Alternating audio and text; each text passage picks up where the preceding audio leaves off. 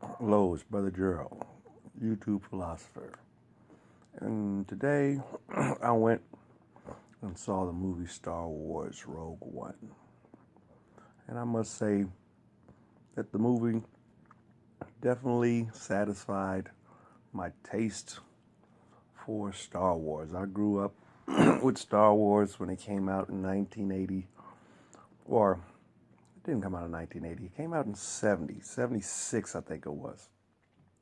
Well, anyway, when it came out, I was definitely captivated by the whole Star Wars idea and was a devotee of Star Wars. I mean, when the next episode came out, I was there lined up to watch it. Every episode, I'm lined up with all the other parents, and my mother was there to allow me to go see Star Wars. And there was, when The Empire Strikes Back came out, I took a couple of my friends. We all gathered up and my mother took us out to see Star Wars. But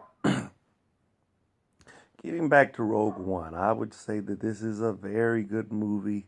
But the only problem that I had with the movie was that all of the leaders in the movie appeared to be women.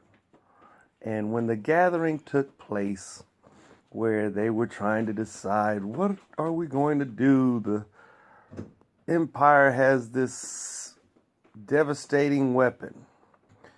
And if this devastating weapon is loose in the galaxy, the rebellions, it's a wrap for the rebellion. So they're making a decision on what they're going to do. And it just seemed like all of the leaders were women. And all of the men just sat back like wimps and simps. And the main character of this episode is a woman. And it's just not a credible character. I mean, because it was like when the main general in charge is a woman.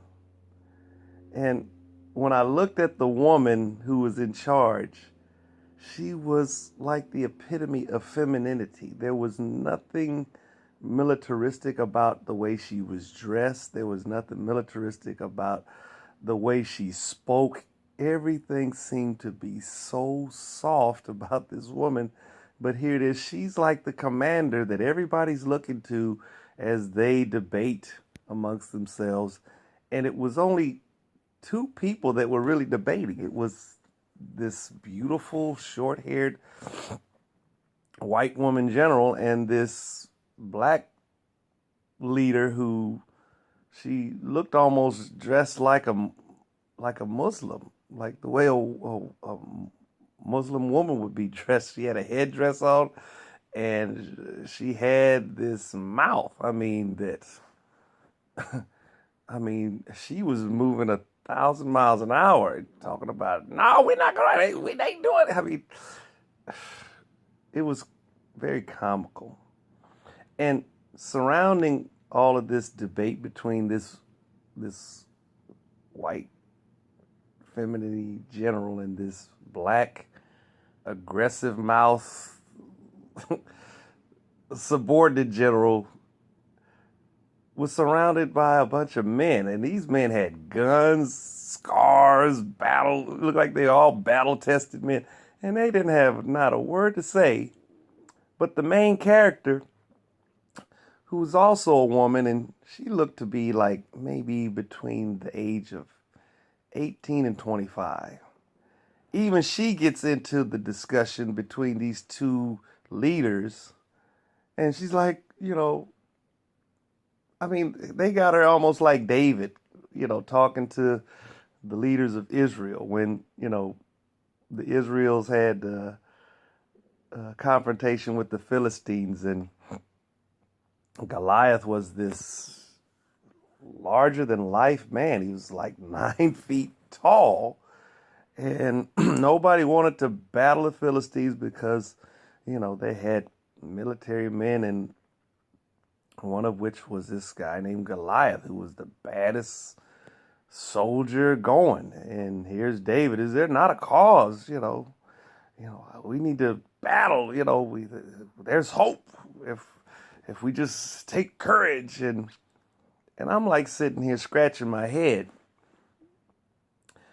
because I'm finding it very hard to believe that in this Star Wars universe, you got nothing but women leaders. You got all these hardened military men. And even in the midst of all of this hardened, testosterone-filled manliness, there's this young woman with a pistol on her side, the only one with courage to say, hey, we're going to do this. And ultimately, the white general leader, she bases, no, we're not doing this. And so once everybody kind of disperses from the meeting, this other male character decides, you're right. Me and these other hardened men we're going to follow you. We're going to do what you want us to do. And I'm just like giggling because under no circumstances am I going to be that motivated. To me, she would have been better off being dressed like Princess Leia was, with the dog chain there hanging out and, with, God, I can't even think of the character now, but I might have to redo the video. Boba Fett had a bounty that he collected for the character, and forgive me, I should be more remembering these characters' names. But the long and the short of it, they go to this place where they got this Muppet-sized slug of a character, and they had Princess Leia in this particular episode looking very sexy, had a dog collar on her neck and wearing it. I mean, I could see that particular character being able to motivate some men to go out here and, go against the general's wishes, and lay it all on the line, behind this sexy, sensual looking woman, almost like, like the Delilah character, she was able to, get Samson to reveal his secret. No other tool was able to get Samson motivated to betray himself and make himself vulnerable. So I just wasn't persuaded, and there were just so many scenes that to me were just like, really? I mean, you guys really couldn't get a man character to have balls enough to do what y'all got this female character doing? I mean, to me, it just it really put a bad taste in the movie for me. But like I said, I was thoroughly entertained. I enjoyed the movie, but to me, I just see so much political posturing, a feministic kind of ideology. It's like you guys are really trying. I mean, whoever in Disney made this movie, they're trying to make young boys punks. You guys are trying to make young boys bitches. I mean, Father forgive me for speaking in such crass terms, but to me, that's what's going on here. And that would be the only caveat that I would say in watching the movie. Pay close attention and don't really be influenced by that. I would, if you just see it and acknowledge it, just say, okay, I get it. I see what they're trying to do. And then enjoy the movie. Beyond that, don't really look at this as being palatable and acceptable. Because to me, men, we are leaders. We are builders.